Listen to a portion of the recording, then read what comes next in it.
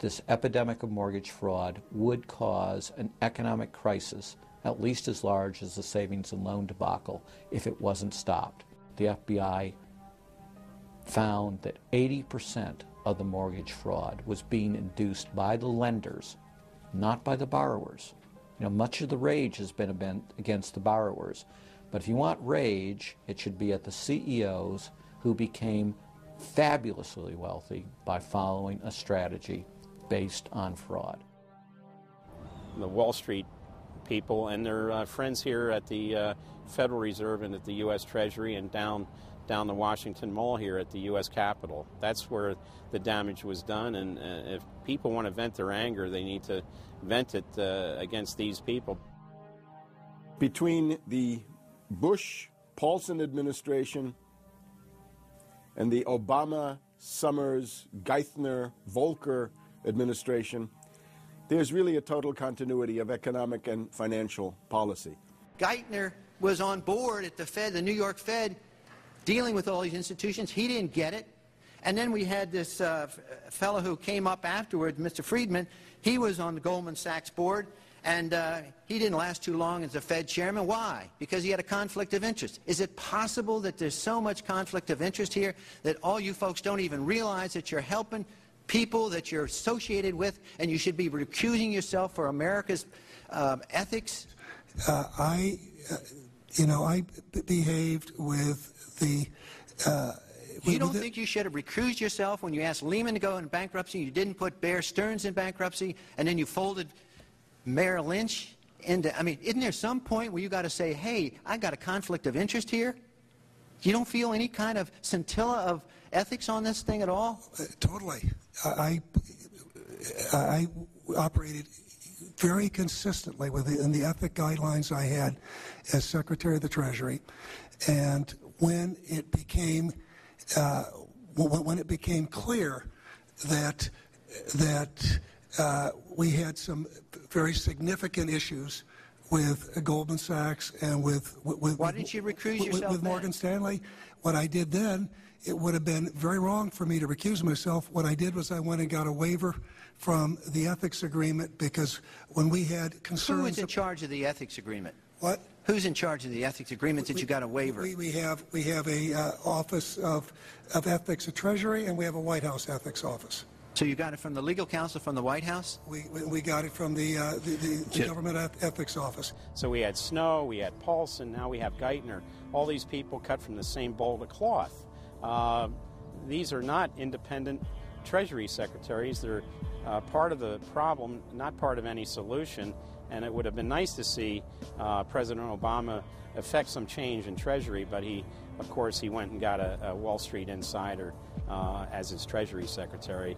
Everything that's speculative, parasitical, cancerous, bloated from all these administrations, going back to Carter and even beyond, comes together in the Obama administration. With Volcker, with Summers, who's part of the economic crimes under Clinton, the guy who brought you derivatives and the abolition of the Glass-Steagall firewall. You could not have gotten a more perfect setup for a takeover from a previous government, the Bush regime, than the Obama regime. Now, there are some authors out there already saying that it's the same bunch, and it's true. It's the same bankers who put the same boys forward. Obama, far from helping the public and giving them something new or giving them more power and say over their own affairs, has actually sided immediately with the bankers who once again have robbed the public blind, and now they must get bailed out by your tax money. Obama does it all with left cover. He makes you think that he's somehow different from Bush, that this is somehow benevolent, that he cares about the poor. And in reality, this is the cruelest hoax and the most bogus sham. Obama is 1,000% devoted to Wall Street interests. When Wall Street says jump, Obama jumps. And again, it's about $30 to $40 for the bankers for every dollar that ever reaches an unemployed person or somebody who's on food stamps or some infrastructure building for highways. The hope with the Obama administration was that it would move us beyond this. But unfortunately, what we're seeing more and more is that Obama has brought in many of the economists who bought into the system in the past. Larry Summers is a very good example. And so many of his economists, many of the people there, you can really almost at this point relate Obama to Hoover, who did something similar in his presidency, as opposed to Franklin Roosevelt, for example, who brought in a very fresh team. So the concern here now is that Obama's falling into this trap of bringing in the same people who put us in the position that we're in today, and other people who buy into the same theories that brought us here, this mutant form of capitalism. Presumably what most politicians want to come in is say, hey, the problems of the past, they're due to the old guy, and I'm cleaning house, and I'm going to bring in a new team, and don't blame us for the things we've inherited. Can't say, you know, those policies of the past that came before were insane, because you got the guy that was one of the key architects of those policies. People need to stop having allegiance to their political party. They need to have allegiance to the Bill of Rights, the Constitution, and what has made our republic so special. The basic human rights and dignity that every citizen of this country inherently has. Not because it's some right given to us by government, but because our Bill of Rights, our Constitution, enshrines that these are inalienable rights given to us by God, that we inherently have as sentient, free, conscious beings. But instead the public cheers on the Republicans as they win, or cheers on the Democrats as they defeat the Republicans. It's an endless, staged, gladiatorial event, special interest own both parties, and they project this false left-right paradigm up as like a movie screen. And behind that, behind the throne, the establishment is able to control our society and engineer it into this high-tech police state.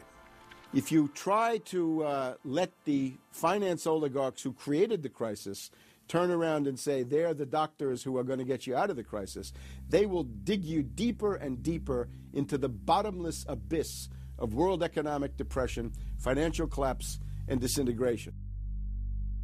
The Democrats have really done more to destabilize the American economy and to help the big banks on Wall Street than the Republicans have done. I would imagine that the Republicans know a little bit more about finance and markets enough that when someone like Goldman Sachs asks the Congress to change laws as they did in the 90s to do away with position limits on the futures contracts, the Republicans would have said, no way, that's completely inconsistent with any notion of a fair market. But the Democrats, I have a feeling, are just not financially literate enough to say no. And I think that Goldman has very shrewdly positioned themselves with the Democrats, because the Democrats typically, like many NGOs that I've run into, they seem to have a complete inability to comprehend these issues of markets and finance and how it relates to social justice. So under the Democrats, we also saw the repeal of Glass-Steagall. Glass-Steagall said there's an inherent conflict of interest between the commercial banking side, which is the lending side, and the investment banking side, which is taking an ownership position. And we have to end this conflict of interest by separating these two entities. You can have investment banks and you can have commercial banks, but they have to be separate. Do you think that the repeal of Glass-Steagall was a tragic mistake? No, I don't think so. You could be a commercial bank like Chase Manhattan, or you could be an investment house like J.P. Morgan, or a bank like Bank of America, or an investment house like Merrill Lynch. But you couldn't be both. And as the 90s went on, the screaming hyenas of Wall Street were demanding that this prohibition, this regulation, be abolished. This was an illegal and inappropriate form of casino. The derivatives were being used, and they were being unregulated.